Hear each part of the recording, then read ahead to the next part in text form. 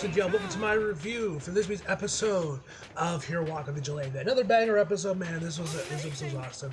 We finally, after what, 4 episodes, 5 episodes? What episode? What episode are we on now? 5 episodes in on season 2 of Vigilantes. How many episodes are we in?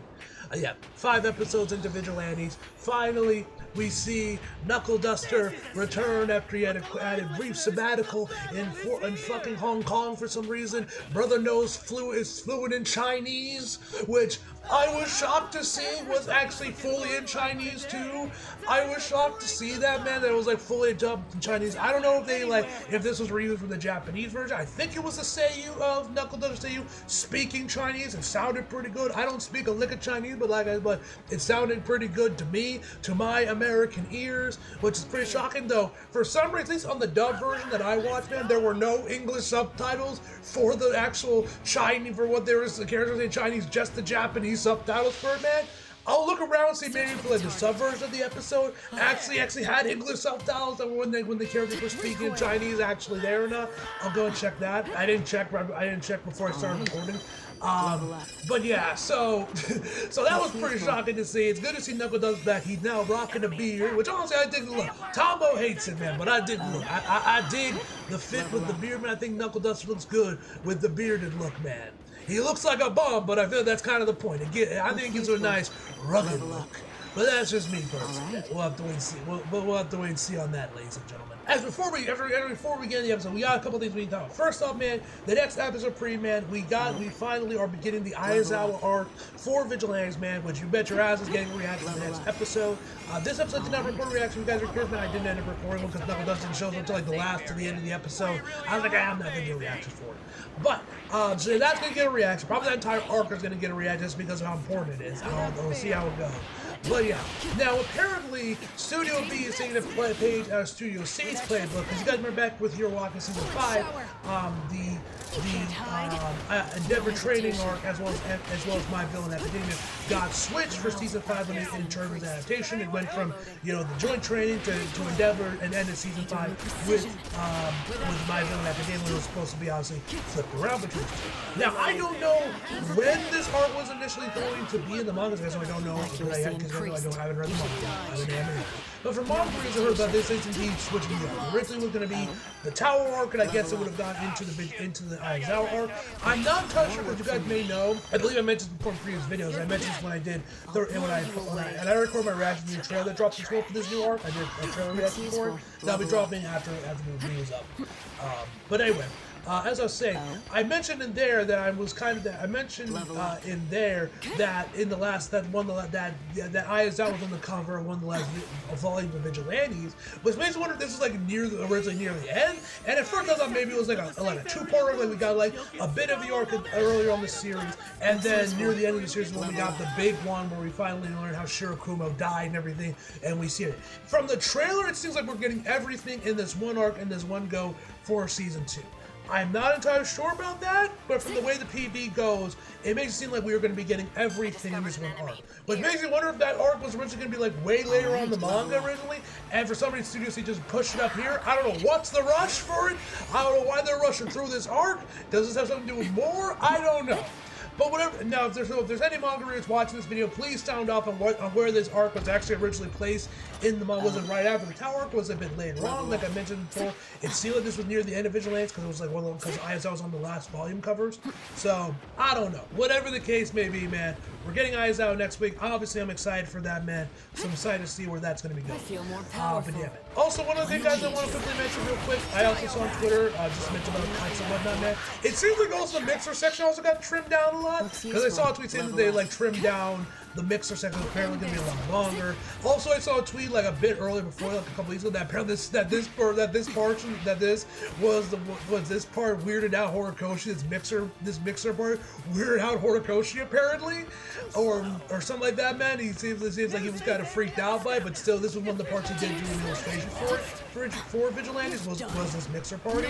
So yeah, fun fact. I'm not entirely sure what freaked him out about it, because this seemed pretty chill, but maybe it was some of the stuff that got cut from the episode.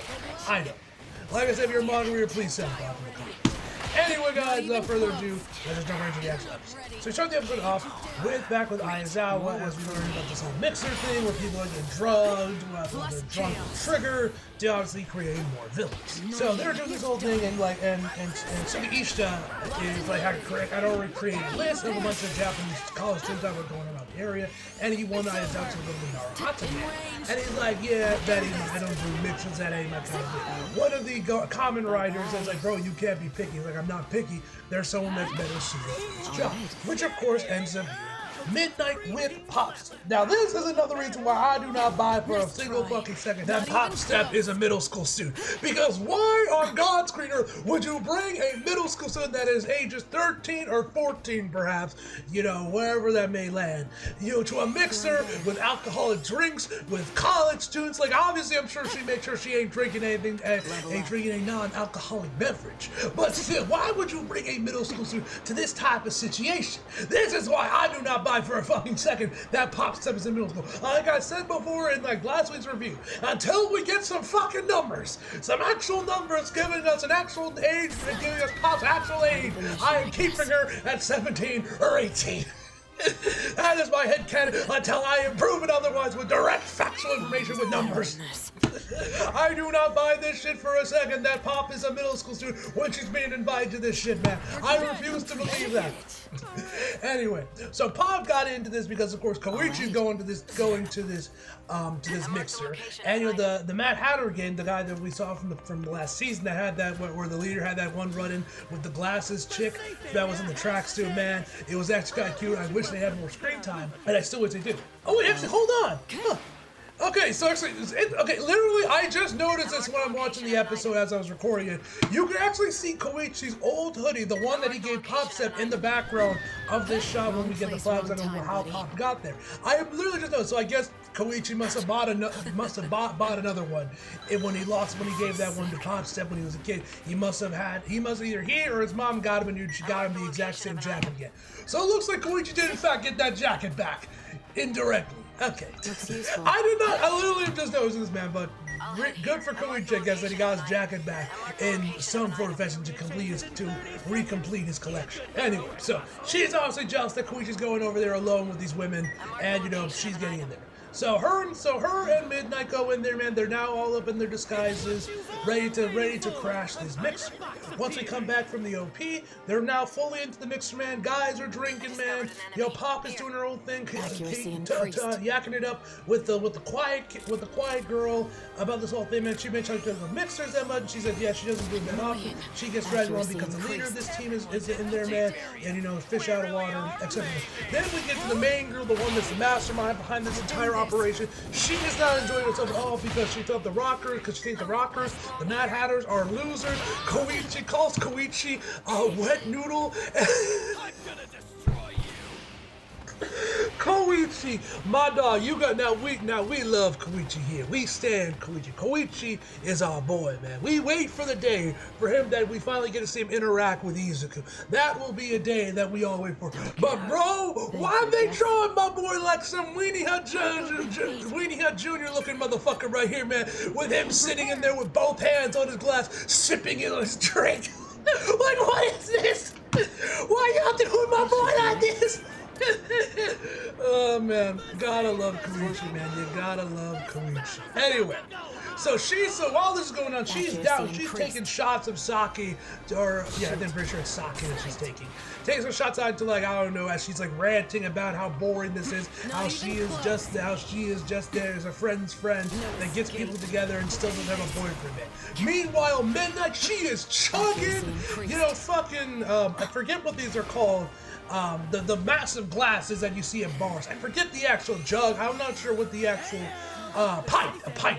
She's drinking like 3 pints of beer in like 2 gulps each, man. This woman can take her fucking alcohol, bro. Midnight is an elite drinker, which I guess, given her powers and her whole gimmick, makes sense. So shout out to Midnight, man.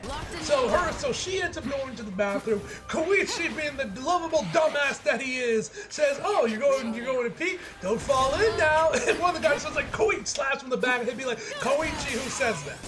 So she falls down. So she falls and looking like she's about to vomit. Now, apparently this is what got cut out there. I saw a tweet where like there was apparently a vomit scene. I'm assuming there was going to be right here. And then this is what discussing Horikoshi Sensei was the vomit was vomiting. But they cut out the vomit. I don't know if there was like if there's a time code thing, because you guys remember with Chainsaw Man when they got to that episode where where best girl Himeno vomits into Denji's mouth. They pixelated the vomit for some reason. So I don't know if it's like with dicks where they have like there's like strict regulations that sort of thing. Like you can't straight up show vomit, you have to pixelate it. Or what, and if you were on a certain time, you can't show it at all. I'm not sure. Whatever the, I mean, I'm pretty sure this has a very late time slot anyway. But regardless of, man, I'm assuming there was a vomiting scene. I'm assuming it was going to be here, but it got cut out from the episode. So she kind of, I guess, swallows her vomit back or whatever. But she's cool. Koichi hands her a towel, and then Koichi says like, "Oh, I'll be here to take care of you." She starts blushing. Of course, Pop is mortified, and then you got the quiet girl seething about going about her girl being so. So she quickly rushes, grabs her bag, rushes over to the bathroom to start plotting her. Now I don't know if this chick is a lesbian. The way she be going off about her friend makes me think that she might secretly have a crush on her. I don't know if this chick's a lesbian or not, or it's just like she's just like weirdly possessive of her. Whatever the case may be, she's pissed, and she's pissed that Koichi or someone else could steal her from her. So she's seething, be like, "How dare these men try to take my ring? They're all animals!" She grabs out the trigger. We get like this like imagination, this like imaginary scenario where Koichi's like trying to like swoon and be like, "Here, let me help you, baby." Is he trying to seduce her? Shit, great. So after she pulls her, we head back over to with Aizawa, where they're once again figuring out what's going on with the trigger. They figure out that they're most likely being mixed in, that the trigger's being mixed in with the drinks and food. Said no one knows until it's too late. We see the guy come over there with the drinks as he comes over to their table. We cut back over, and of course, Rin is like smooching up to Koichi, like, "Oh, I wish that people just use it because I'm useful. I wish, blah blah blah blah." Then of course, Pop, not when you're undone, starts like smushing up to Koichi too. Midnight sees the alcohol starting to finally start to get her. She's going off about youth, as she does. Then the other girl, Hana or whatever her name was, comes in there with a new makeup going on, man. She changed up her look, and now she is started going after Koichi, obviously to stop Rin. Obviously, Pop is pissed off about this, so shit is going crazy. The dude comes in there, drops her drink. She goes like, "Oh, leave it, I'll grab it." And I'll set him up. She then, of course, grabs the trigger, opens the cap, and then starts putting little drops of it all drinks and starts passing them out. And asking, of course, for Koichi. Pop goes in like, "Oh, because obviously he's too underage because he can't drink because he's only 19. And so he doesn't get the alcohol. They ask about the card drink. Then Pop steps in once again, be like, "Oh, he hates carbonated drinks." And Koichi's like, "Yeah, but how did you know?" never answers this. But anyway, as it's going on, then she's like, "Oh, the tea must be you." And so then. And then by that point, the dude realizes he got that the table got the wrong drinks. And he's like, "Sorry, I got these wrong drinks," and takes them out. But he doesn't go back to collect the other drinks that were on the table. But I guess because they're on the table, he's like, "Y'all can keep those." So he moves those drinks. Those drinks stay. They drink them, and of course their corks start going haywire. And then once it starts happening and their corks start going up, she just grabs Koichi with a pint and be like, "Stop being picky and drink." You're not ready. Trying to force feed our poor boy this alcohol. So then Pop and so now Midnight goes outside, sees the chaos is unfolding, and then rips her clothes off, and then uses her quirk. We get President Mike doing his thing of the rated R hero gimmick and friend. It's not as good as the rated R Superstar. Anyway, gimmick infringement aside, got the whole thing, man. Of course, all the dudes are immediately knocked out. She then starts talking to women, and she kind of goes on about she's jealous about other guys coming over. They're trying to steal her ring. She hates it. She's like, "Why me? Why do I have to put up with this?" As she like holds up the trigger, Midnight Somersault's like, "So that's what pushed you over this." She finally knocks out Lance Pringles right in her tits. Be like, "Don't worry, I am always here to help lost young girls like you." And she. Man, first of all, I gotta say, man, she bad as hell here, man, I must say. You guys remember in my trailer reaction to season 2, where scenes of this episode was presented, I think I finally saw the vision with Midnight. Damn! Anyway, she says, and these youth gone wrong stories give me feeling a certain time like, oh, I love it. And Paul's like, probably could have left that last part out. And I'm like, I just gotta call a spade here, man. Midnight is just asking to catch a case one day. It's a miracle she hasn't already. With her whole gimmick and the shit she says, it is a miracle she has not catched a case at this point in time, either Vigilantes or the main series before her death. It is quite miraculous, I must say. Anyway, we cut to the next day. Where Pop is once again back at Koichi's place doing some homework or whatever, and Koichi's like, yeah, it was so weird. And it says like all the girls were scary, and of course Pop is freaking out, like, oh sure, there was one normal girl. I was referring to herself. He's like, no, they were all scary. He's like, come on, think harder. There must have been one nice one. I love Pop, man. She's cute. And we're back over to Aizawa. We're back at the Grasshoppers little place or whatever, and they continue talking. They find out that the trigger that was at the mixer wasn't as potent as the usual trigger, creating the instant villain. So more than likely, it's not that one going on. And they find out that the way it's being distributed is that she got it from seemingly number 6 once again, and that seemingly that this trigger is being distributed from the greater Asia area, so someone's like holding this shit on boats or whatever. So there's really no way they can really track down because of the jurisdiction. Aizawa seemingly makes a joke about possibly killing somebody or killing people. He's like, no, legally I can't let you. He's like, it's just a joke. Gotta love Aizawa, man. Always the truth. Anyway, then we straight cut over to Hong Kong itself. Pork bun? Do you want a pork bun?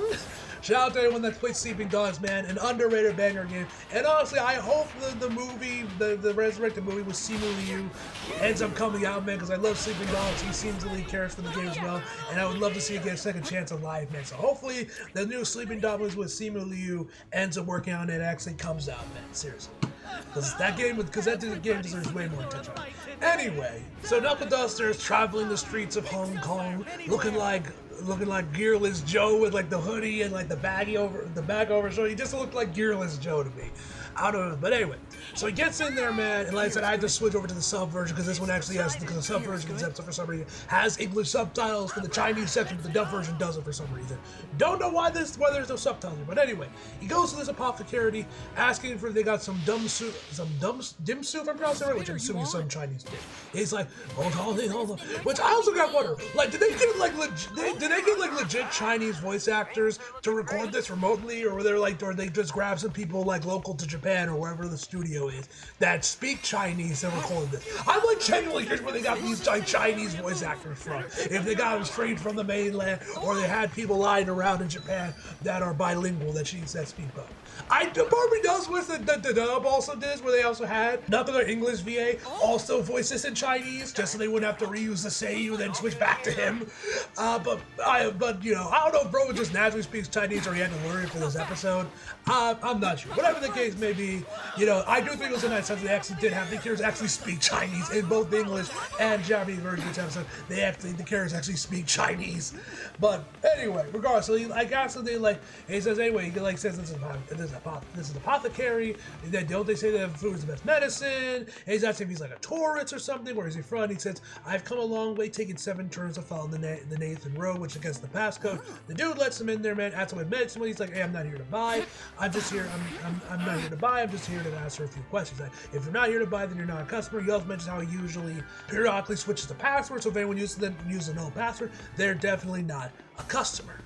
So, and I like how the onomatopoeias are also switched to Chinese, or at least some of their language, and what they weren't in English for this part of the episode, which I thought was a nice touch. I'm not sure if they were actually written in Chinese or not, but either way, I thought that was a nice touch. So a bunch of guards come in there, man, and so Dumbledore says, I can appreciate a man who's cautious. And so of course the other guards start shit talking him like, we don't appreciate window shoppers, old timer, etc., etc. Knuckleduster quickly breaks one of their arms, and they start gearing their weapons, asking who he is. They at first think that it's Oak Clock, or as they call him, Hyper Quadfist. I don't know if that was like his old hero name, a new name he went under, while it was also Oak Clock or something. But that's interesting. And we find out that his identity was exposed and his quirk was stolen, which probably begs the question about what about number 6. If I had to guess, all for one more so likely got to this dude, possibly exposed him, stole his power, and then gave it to number 6. That's my that's my assumption for how number 6 got his quirk is from All for One by stealing it from O'Clock. That's at least my theory. This is when they finally switch back to English, finally, and he says you're right. He says, I got good news. Looking for you, that man died a long time ago. And this is when we finally pulls down and reveals Knuckleduster with his beard and everything, which I honestly dig the look. Tomo hates him, man, but I dig the look with Knuckleduster with the beard.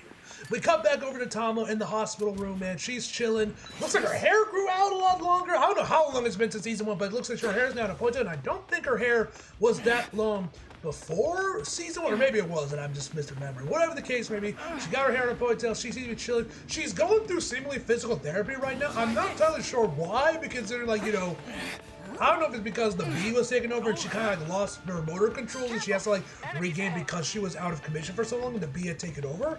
Not entirely sure, but in the case of me, she's seemingly going through physical therapy because she can't really like grab things properly. Like we see the dude trying to like give her like the big guy is cutting up apples for her, and she's like trying to grab his tooth, but she can't really get a good grip on it. Anyway, the reptile, the lizard guy is like playing on her guitar, and we find out actually Tomo wasn't even that big on the guitar. She just played just to piss him off. But the dude ends up like cramping his tail from after he tries like one riff for some reason. Not sure that happened, but whatever the case may be, Suga then picks up the guitar and like plays it a little bit and gets it back into tune, hands it back to Tomo. This is when Knuckleduster finally shows up, man, and she says, "Your beard looks awful." The lizard guy runs for the hills, be like, "Don't punch me!" So he apologizes once again because he has to leave once again to go meet with an old friend. And actually, Sugo actually kind of like snaps at me like, "Why are you coming? Why are you always like you shouldn't leave your daughter to fend for herself for so long?" Now I don't know if he means in reference to like right now with him going off to Hong Kong, or if he meant like in general while she was up as Hachiska. I'm assuming he means when Knuckleduster was off in Hong Kong, which I will admit, kind of weird. With everything Knuckleduster did to get her back in season 1, it is kind of weird. Bro just fucked off to Hong Kong for seemingly a good while to like track down some leads. God, I won't lie, that is a bit weird. Like, you'd think he'd be like all of him. Now, maybe he was. I'm sure there was a time where he was by Tomo's side for a while, but then he had to go back to work, and that's when he fucked off to Hong Kong for a while. That's at least my theory. I don't know for certain. That's my headcanon, if you will. But anyway, so he ends up leaving. He says I'm sorry. I'll be right back. And she says shave it first. Your beard's off. And then Soga, once he comes back, Hachiska hands her the guitar and says, "Play. It doesn't have to be good. Just play. Tell that old man what you think." And then she starts shredding, and Knuckleduster like listens on. I'm assuming because there was a speaker inside the window was open, that's how he was able to hear it. And he just smiles and walks away to meet up with his friend. I also like that Knuckleduster says, "I am here," when he like takes his hood off. I forgot I mentioned earlier in the review, but I love when he pulled off he's like, "I am here," and he says it again near the end of the episode. Man, I kind of fucks with that. Then he says all nice catchphrase. I fucks with that. Anyway, we then cut to right after that, we then cut back over to the hospital where his other two friends started giving Suga shit saying he's turning into a softie. And then we head over to like this random smoking area inside of Tokyo, I'm assuming, where he meets up with his friend. Basically gives him a pack of cigarettes with an SD card in there with a list of the supplier for this new trigger, and he highlighted the Japanese citizens that were the ones importing it. And so he's like, "How do I know this information is reliable to this guy he's meeting that's also in a trench coat, looking like someone out of the house, looking like a detective straight out of a private eye, straight out of a noir film from the 40s. He's even voiced by Beerus, so he even got the voice right." But anyway, he tells him like, lively says the guy that's good. If another guy takes over, he would lose his reputation, and he made sure to make it obvious that he wouldn't be so nice he had to come back. And so Bro started singing from there and was very cooperative. So they leave. He hands him the cigarettes, and afterwards he asks him if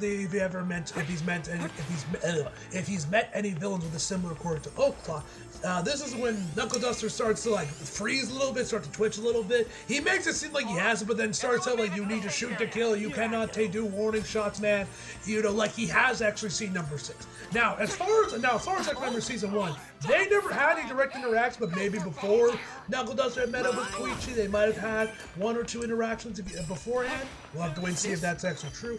Whatever the case may be, whatever the case may be, Knuckleduster, after the dude has something like that, one problem or rather, Knuckleduster says that the cops wouldn't be able to stop him because they can't shoot to kill, and he says, luckily you already have the help because I am here. Like I said, I love that he says all my catchphrases. I fucks with it. Anyway, we end the episode up with Koichi being chased down by some dude that's dressed like a train. Not sure what that's all about, but he ends up just having him run around the block, and then we see Knuckleduster with a cigarette in his hand, watching them from on top of the rooftop with binoculars, just chilling.